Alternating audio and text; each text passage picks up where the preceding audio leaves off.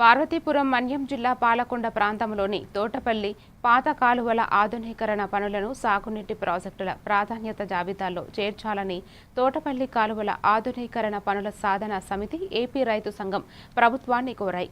British కాలం నాటి కాలువలు project షట్టర్లు పాడైపోయాయని ఇప్పటికీ మరమ్మతులు చేపట్టకపోవడంపై రైతులు ఆవేదన వ్యక్తం చేశారు. 2018-2024 ఎన్నికల్లో ఇచ్చిన హామీలను అమలు చేయాలని స్థానిక ప్రజాప్రతినిధులు బాధ్యత తీసుకోవాలని రైతు సంఘం నేతలు డిమాండ్ చేశారు. ఆంధ్రప్రదేశ్ రైతు సంఘం తరఫున ప్రెస్ మీట్ అనేది పెట్టాం. ఎందుకు పెట్టాల్సి వచ్చిందంటే తోటపల్లి కాలువల ఆధునీకరణ పనులు చెప్పడమే తప్ప ఆచరణలో ఏ ప్రభుత్వం కూడా సరైన సమయంలో స్పందించి కావాల్సిన నిధులు ఇచ్చి రైతాంగానికి మేల్కొనే పరిస్థితి లేదు. నిన్నగాక మొన్న ఈరోజు బుధవారం సోమవారం నాడు జరిగిన కేబినెట్ సమావేశంలో గౌరవ ముఖ్యమంత్రి గారి సమక్షంలో గతంలో 25 ప్రాజెక్టులకి ప్రాజెక్టుకి అమలు పెట్టి ప్రణాళికబద్ధంగా డబ్బులు ఇచ్చి పనులు చేస్తున్నారు.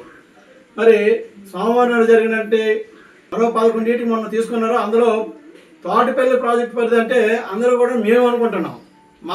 మా తోటపల్లి అంటే బ్రిటిష్ కాలం నాడు ఇచ్చినటువంటి కాలువలు కదా అని చెప్పేసి అందరూ అనుకుంటున్నారు. కానీ తోటపల్లి అంటే అదేదో గజనారాయణ ఛానల్కి ఆ ప్రాధాన్యత ఇస్తున్నారు, సంతోషం. కానీ మా సంగతి ఏంటి? దీని మీద అనేక సందర్భాల్లో పార్టీలకు అతీతంగా అన్ని రాజకీయ పార్టీలతో కలిపి పెద్ద ఉద్యమం జరిగాయి. వేలాది మందితో నిరాదరణ చేరే ఆ టైంలో కూడా హామీ ఇస్తున్నారు. నేడు నిర్లక్ష్య వైఖరి వహిస్తున్నాయి. ఇదే అంశాన్ని 2018లో మన వారాడు సుమంత్ నాయుడు కోన రవికుమార్ గారు అప్పుడు విప్ ఉంటే ఆ విప్ దగ్గర తీసుకెళ్లి మాట్లాడిస్తే 2018లో గౌరవ ముఖ్యమంత్రి దగ్గరికి విజయవాడ తీసుకెళ్లి విప్ గారు ప్రయత్నం చేస్తే 2018లో నిధులు ఇచ్చారు. దురదృష్టకరం అంటే ఎన్నికలు రావడంతో 2019లో కొద్దిపాటు వర్కులు చేసి ఆపేశారు. మరి గత ప్రభుత్వం కూడాను మళ్ళీ ఎన్నికల ముందు వాళ్ళు కూడా జిమ్మిక్కులు చేసి ఓట్లు సంపాదించడం కోసం చేసిన నేపథ్యంలో వాళ్ళు కూడా తోటపల్లి కాలువల ఆధునీకరణ పనుల సాధన సమితి ఆంధ్రప్రదేశ్ రైతు సంఘం తరఫున ప్రెస్ మీట్ అనేది పెట్టాం. ఎందుకు పెట్టాల్సి వచ్చిందంటే